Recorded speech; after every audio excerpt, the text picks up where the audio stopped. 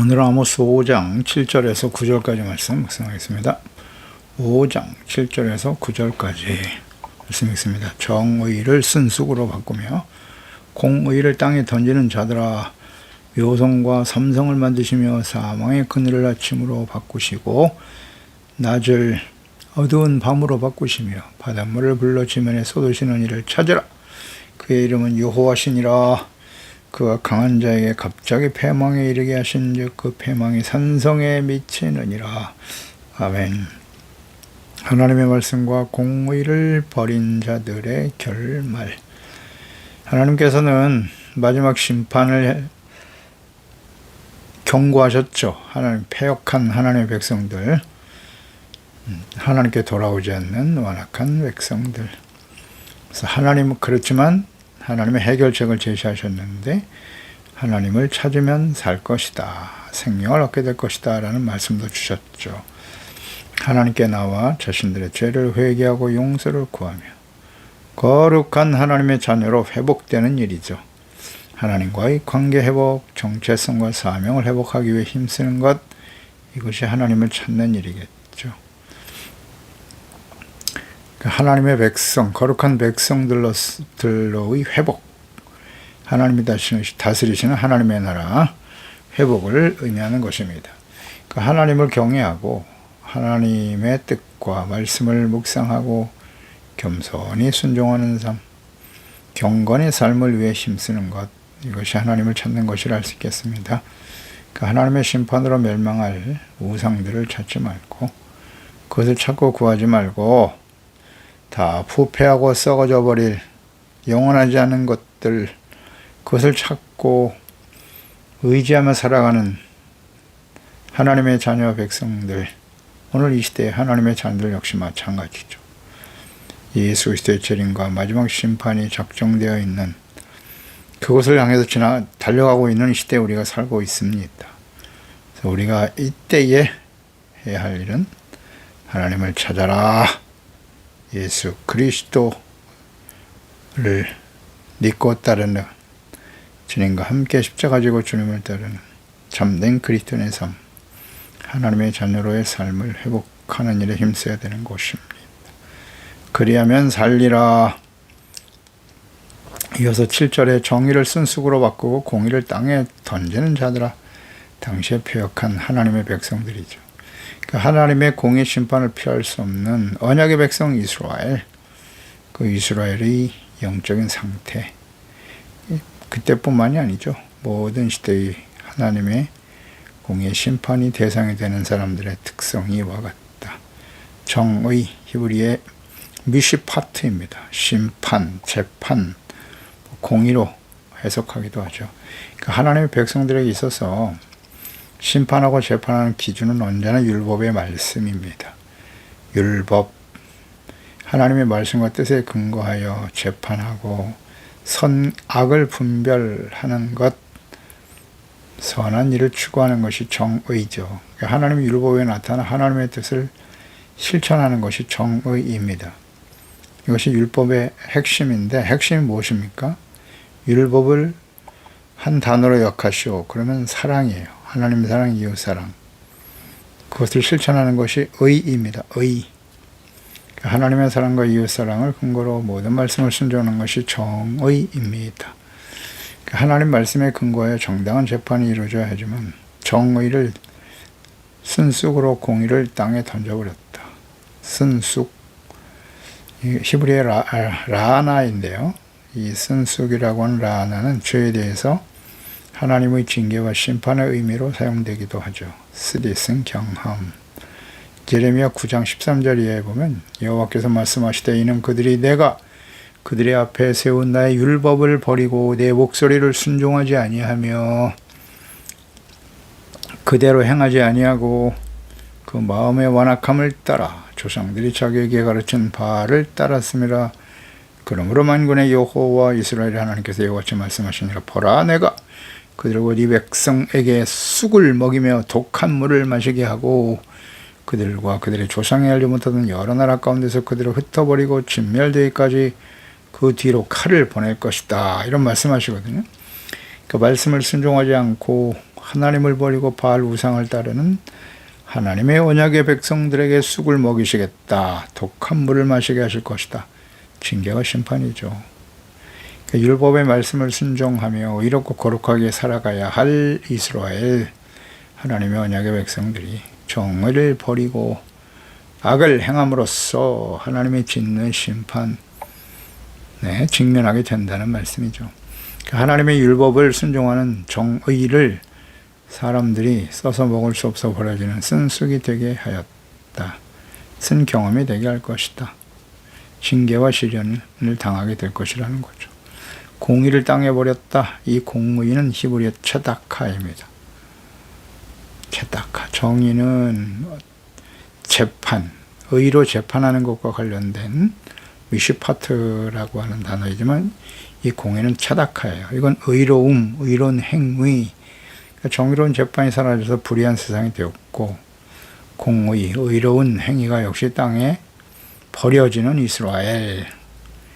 그러니까 이스라엘 백성들 가운데 이 정의로운 의를 찾아볼 수 없는 상태가 되었다는 거죠.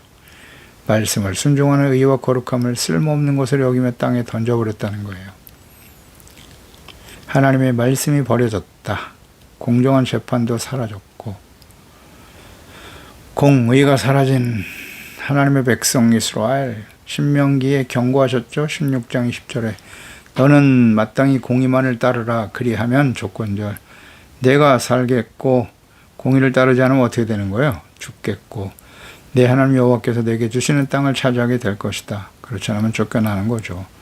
신명기 32장 4절에 그는 반석이시니 그가 하신 일이 완전하고 그의 모든 길이 정의롭고 진실하고 거짓이 없으신 하나님이시니 공의로우시고 바르시도다. 하나님은 공의는 하나님의 속성이죠.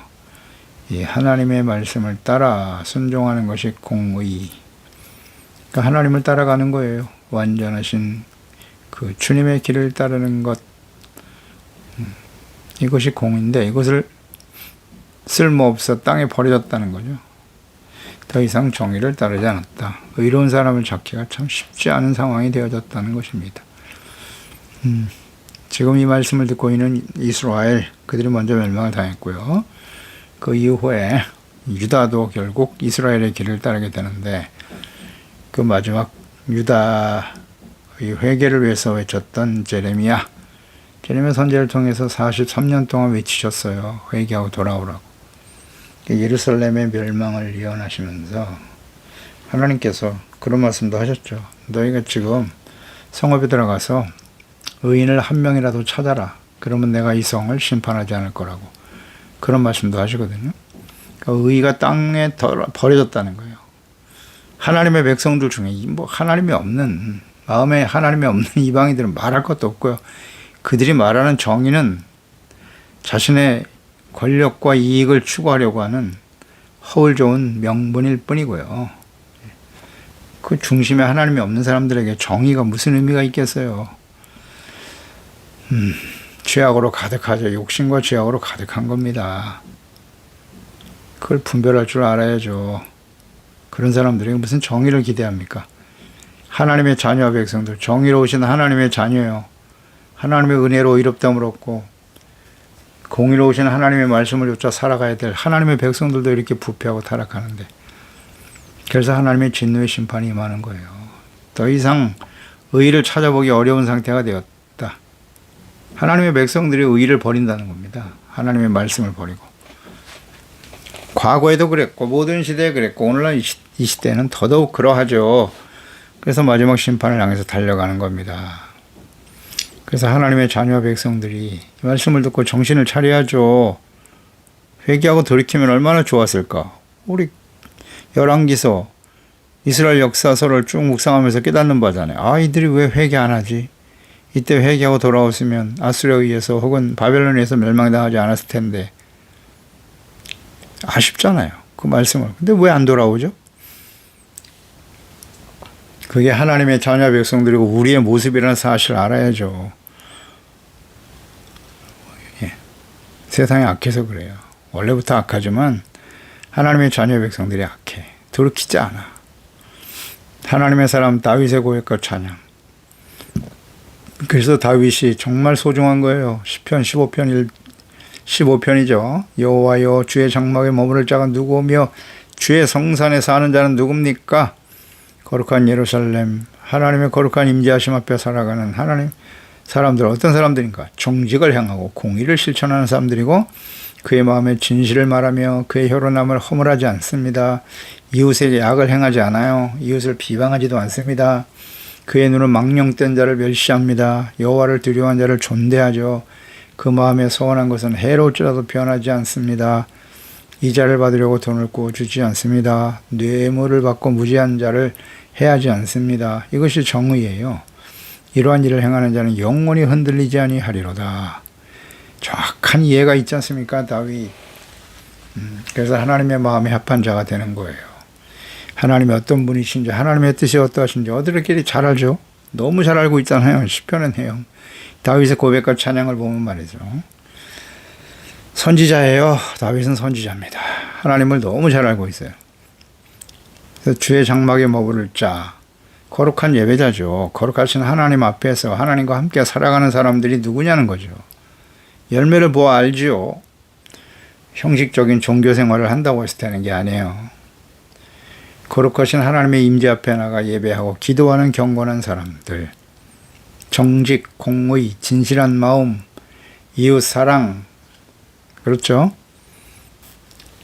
거룩한 예배자, 구원받아 예수 그리스도의 몸인 교회의 지체가 된 그리스도인들, 이들은 장차 하나님의 영원한 처소 천국에 들어갈 사람들이겠죠. 공의와 정의는 아주 핵심적인 가치예요. 정의와 공의가 없는 사람, 의로움이 없는 사람은 천국에 못 갑니다. 들어갈 수가 없어요. 그래서 어떻게 해야 의로운 사람이 되는가 알 수 있습니까? 잘 알고 계십니까? 예수 그리스도를 믿는다. 이 회개가 전제돼야 돼요. 하나님의 나라가 가까이 왔는데 회개하고 복음을 믿는 거예요. 먼저 죄를 깨닫고 회개하는 겁니다. 자기가 주인 노릇하면서 재물을 삶의 주인으로 섬기며 살았잖아요. 자기 자신과 철저한 회개가 있어야죠. 그리고 하나님만이 나의 하나님이고 보내신 자 예수 그리스도를 알고 그분을 주로 섬기며 왕이신 하나님과 그리스도의 말씀에 복종하고 순종하고, 그래서 예수 그리스도를 믿음으로 의롭다함을 얻게 되는 거예요.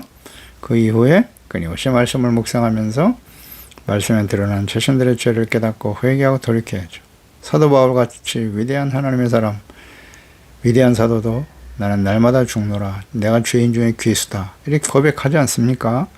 내 안에 내 영으로는 하나님을 말씀을 따라 순종하려고 하나 또 다른 법이 나를 불의한 가운데 죄악 가운데 몰아간다. 그것 때문에 탄식하지 않습니까? 그것이 우리의 현실이에요. 현실. 그걸 부정하면 안 됩니다. 우리는 완벽한 자가 된 게 아니에요. 그래서 끊임없이 하나님의 말씀을 묵상해야죠. 말씀을 가까이 주셨잖아요. 또 보혜사 성령도 보내주셨죠. 우리 안에 영원히 함께 거주하실 것이다. 내주하신다고 하셨죠. 성령의 감동을 받아 하나님의 말씀을 묵상하고 하나님의 뜻을 깨닫고 하나님을 알고 그분의 뜻을 알고 하나님 앞에 우리가 얼마나 심각한 죄인인가 깨닫고 돌이키는 거잖아요. 그게 심령이 가난한 자요, 애통하는 자요, 온유한 자요, 의를 생명처럼 소중히 여기는 사람들 아니겠습니까? 마음이 깨끗한 사람, 청결한 사람이겠죠. 그런 사람들이 하나님의 인도하심을 따라, 성령의 인도하심을 따라 살다가 영원한 하나님의 나라에 서게 되는 거예요. 예수 그리스도를 믿음으로 의롭다함을 얻는 것과 말씀 앞에 끊임없이 죄를 깨닫고 회개하고 용서받는 의, 이게 없이는 못 들어가는 거예요. 시편 106편 3절에 정의를 지키는 자들과 항상 공의를 행하는 자는 복이 있도다. 이게 복입니다. 의를 행하는 게 복이에요. 그런데 우리 현실은 어떻습니까? 하나님의 말씀을 따라 정의롭고 바르게 사는 것은 어리석고 미련한 것처럼 보이지 않나요? 잠언서 11장 4절에 재물은 진노하시는 날에 무익하다. 공의는 죽음에서 건지느니라. 아멘입니다. 재물은 진노하시는 하나님의 심판 앞에 무익해요. 잠언서 11장 5절 완전한 자의 공의는 자기의 길을 곱게 하려니와 악한 자는 자기의 악으로 말미암아 넘어진다. 아멘. 잠언서 11장 19절 공의를 행하는 지키는 자는 생명에 이르고 악을 따르는 자는 사망에 이르나니라. 잠언서 15장 9절 악인의 길은 여호와께서 미워하셔도 공의를 따라가는 자는 그가 사랑하시나니라. 아멘입니다. 재물은 진노하시는 날에 무익하다. 공의를 따를 때 우리는 생명을 얻게 되는 거예요. 그러니까 우리가 예수 그리스도와 함께 십자가를 지고 주님을 따른다. 예수님 십자가에는 공의와 사랑이 들어있는 거예요. 죄를 버리는 겁니다. 육체의 욕심을 따라 살던 옛사람을 날마다 십자가에 못 박는 거예요. 죄를 버리고 하나님이 우리를 용서하신 것처럼, 우리를 사랑하신 것처럼 서로 사랑하는 거, 그게 십자가 지는 일이에요. 십자가를 목에 걸고 다니라는 뜻이 아니잖아요. 그게 십자가 지는 게 아니에요. 그게 무조건 고난받고 가난하고 고통받고 살아가는 게 십자가가 아니에요. 그런 의미가 아니라고요. 이거 의외로 모르는 사람들이 많아요. 십자가에 나타난 하나님의 공의와 사랑. 의인의 삶이 어떠한지, 지혜의 서신인 지혜 성경이 이제 시편, 잠언 혹은 선지서인데요. 시편과 잠언을 잘 묵상해 보세요. 또 선지서와 함께 묵상을 해 보세요. 중심 주제, 핵심적인 키워드가 뭡니까? 공의, 체다카, 저스티스입니다. 공의가 핵심이에요. 그러니까 예수 그리스도의 십자가 대속의 은혜를 믿음으로 의롭다함을 얻고 하나님의 말씀을 듣고 지켜 순종하는 의에 대한 태도. 이것이 매우 중요하죠. 로마서 3장 20절에 그러므로 율법의 행위로 그의 앞에 의롭다 하심을 얻을 육체는 없다. 율법으로는 죄를 깨달음이니라.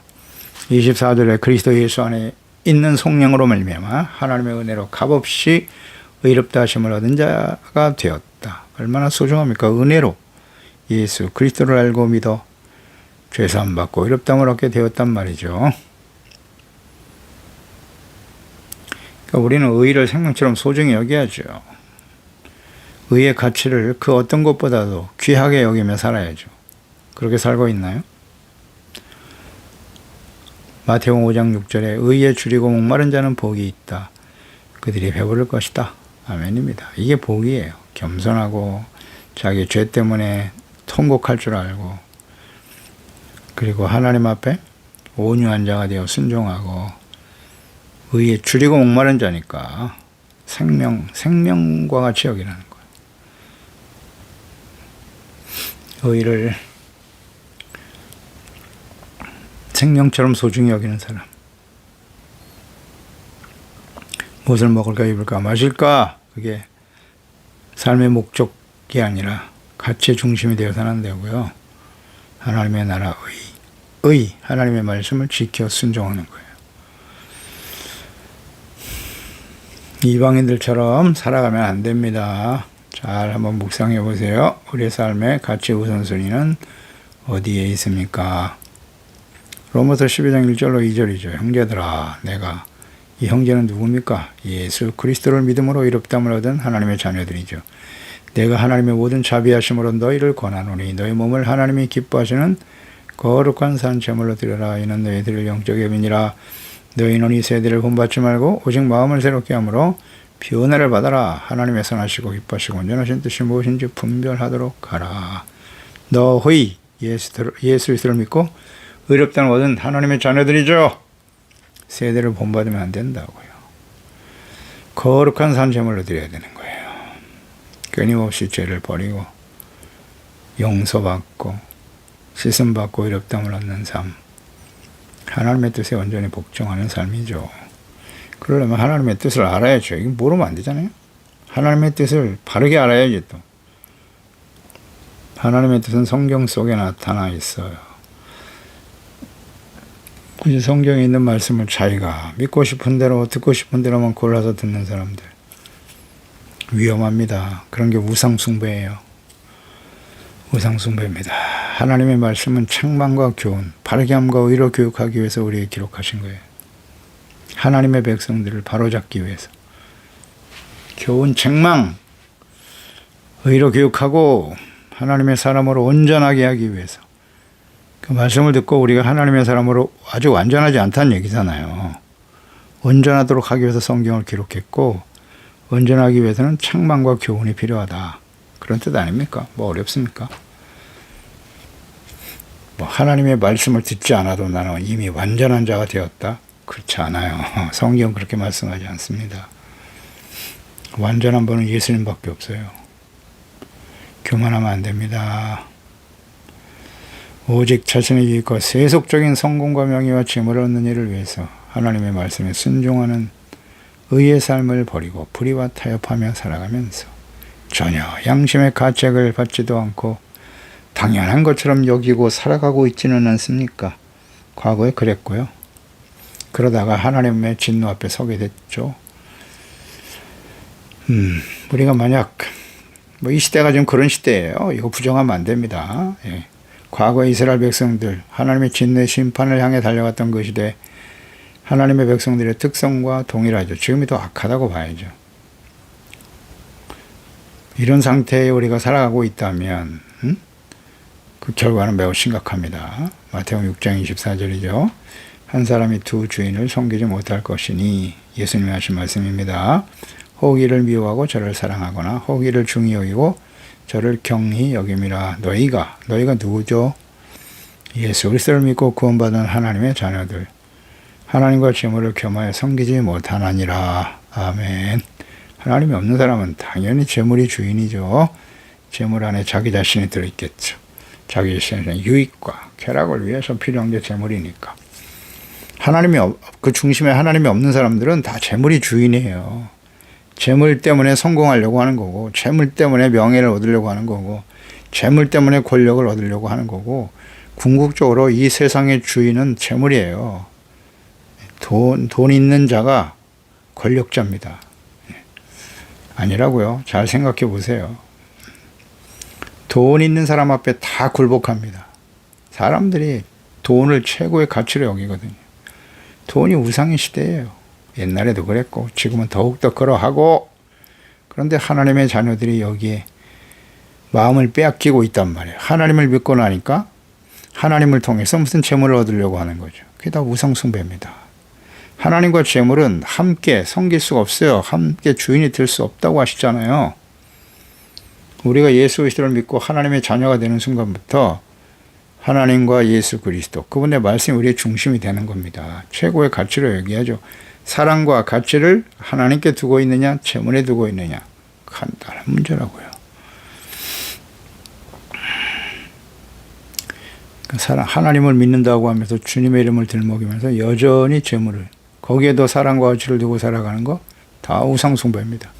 디모데전서 6장 9절, 부하려고 하는 자들은 시험과 올무 여러 가지 어리석고 해로운 욕심에 떨어질 수밖에 없다.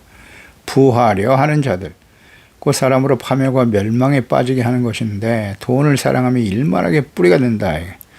이것을 탐내는 자들은 미혹을 받게 되죠. 그래서 믿음에서 떠나 많은 근심으로 자기를 찌른다. 믿음에서 떠나게 된대요. 부하려고 하고. 부하려 하는 자들은 그 돈을 사랑하는 자들이란 말이에요. 하나님보다 돈을 더 사랑하더라. 그러니 오직 너 하나님의 사람아, 하나님의 사람들은 이것들을 피하라고 하잖아요. 이것들을 피하고 의와 경건과 믿음과 사랑과 인내와 온유를 따르라. 아멘입니다. 우리 하나님의 사람 맞습니까? 하나님이 우리의 삶의 주인인 건 맞습니까? 부하려고 하는 것, 돈을 얻는 것이 우리 삶의 목적이 아니에요. 재물의 주인은 하나님이세요. 재물을 얻을 능력을 주신 분도 하나님이세요. 우린 청직이라고요. 우리에게 맡기시는 거예요. 내 것이 아니라고요. 가장 기본적인 생각이죠. 하지만 마지막 심판을 향해 달려가는 시대를 살아가는 하나님의 자녀들, 과거 이스라엘 백성들과 같이 정의와 공의를 최고의 가치로 여기며 살아가는 사람들 어리석다고 여기죠. 대부분 하나님과 의로운 삶보다는 돈을 더 사랑하는 모습으로 흘러가게 될 것이고 결국 하나님의 공의의 심판에 직면하게 될 것이다. 성경이 주는 교훈이죠. 디모데후서 3장 1절이죠. 너는 이것을 알라. 말세에 고통하는 때, 말세에 고통하는 때는 마지막 심판 날을 의미하는 거예요. 사람들이 자기를 더 사랑해요. 돈을 더 사랑합니다. 자랑하고 교만해요. 딱 나와 있잖아요. 마지막 심판을 향해 달려가는 시대의 사람들의 특성, 이것이 오늘날 이 시대의 모습 아닌가요? 자기를 더 사랑해. 돈을 더 사랑한다고요. 하나님보다 자랑하고 교만하고 재물을 얻고 명예, 권력을 얻는 걸 자랑하는 다 교만이죠. 하나님 우리에게 맡기시는 거예요. 그럼 그것을 가지고 어떻게 하나님의 나라와 뜻을 이루기 위해서 의의 삶을 위해서 그 모든 것을 초계와 같이 버릴 수 있는가? 쉽지 않죠. 영생을 위해서 어떻게 해야 영생을 얻겠습니까? 선한 선생님이여 하고 찾아봤던 부자 청년과는 예수님께서 율법을 지켰니? 어렸을 때부터 잘 지켰는데요. 아 그래? 그러면 네가 가지고 있는 돈이 많구나. 가난하고 어려운 사람들에게 나누어주고 나를 따르라. 따르지 못하죠. 재물이 더 중요하거든요. 이런 사람들이 많죠. 오늘날도 많습니다. 무슨 말씀하십니까? 더 많은 재물을 주시고 그것을 누리며 복을 받고 살아가게 해주세요. 그 재물과 함께 부자도 되고 천국에도 들어가게 해주세요. 근데 주님은 아니라고 하시잖아요. 부자가 천국 들어가는 것이 얼마나 어려운지 낙타가 바늘기로 들어가는 것보다 어렵다고. 무슨 뜻일까요? 부자가 되지 말라는 뜻이 아니잖아요. 하나님보다 돈을 더 사랑하고 그것이 삶의 목적이 되어 살아가지 말라는 거죠.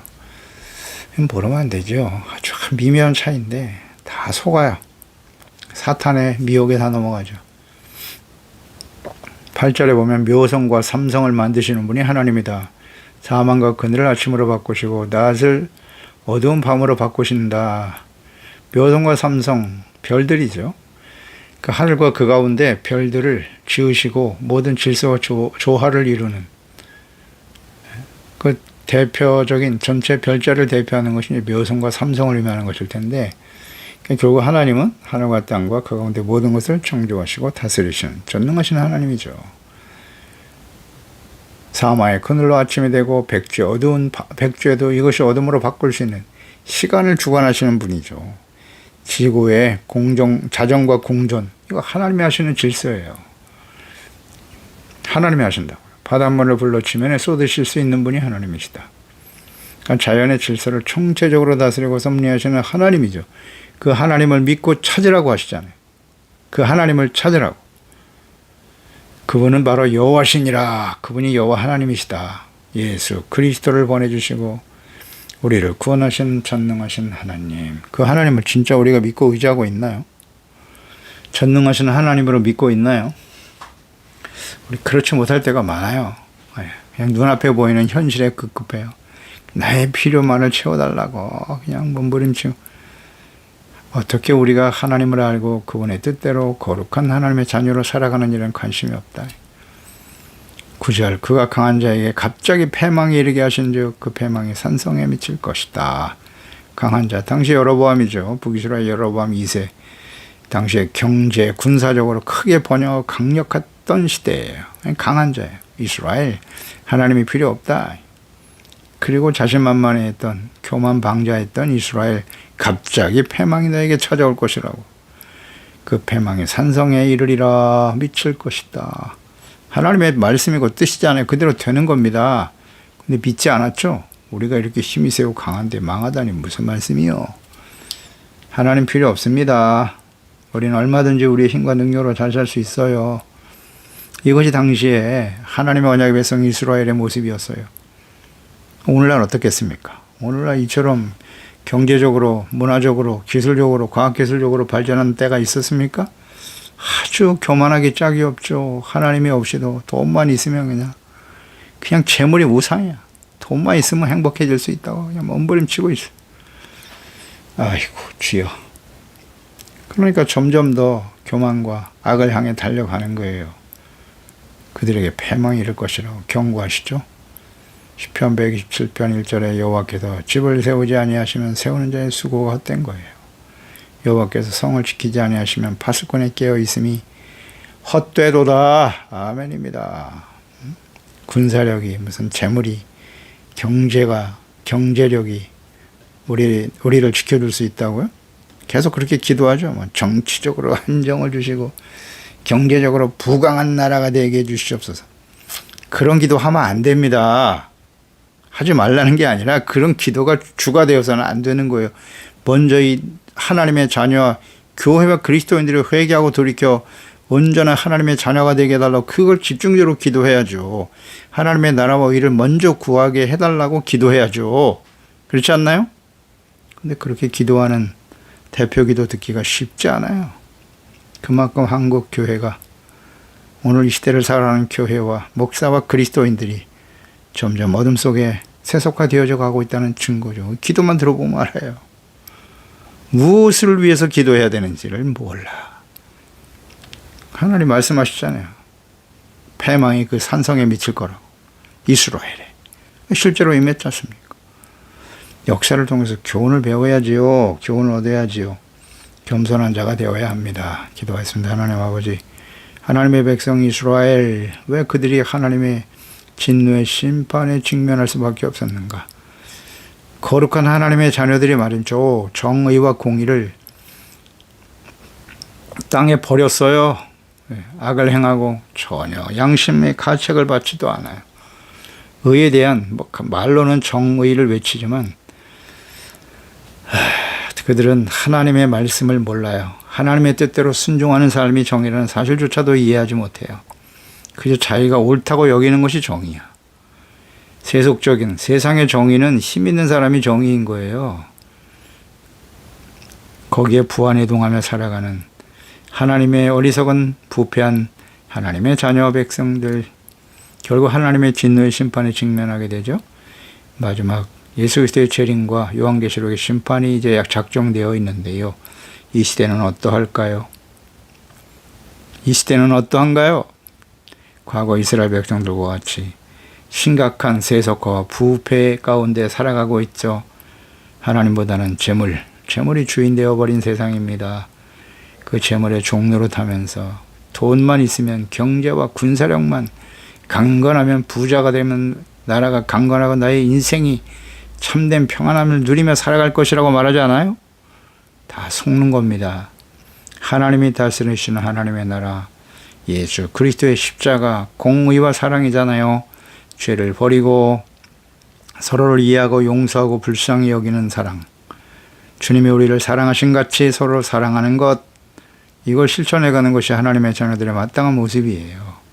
의를 회복하고 하나님의 자녀답게 하나님의 나라와 그의 의를 우리의 삶에 같이 우선순위로 세우고 흔들리지 않고 주님 앞에 서는 그날까지 승리하며 달려갈 수 있는 저희들이 되게 해주세요. 예수님의 이름으로 기도드립니다. 아멘.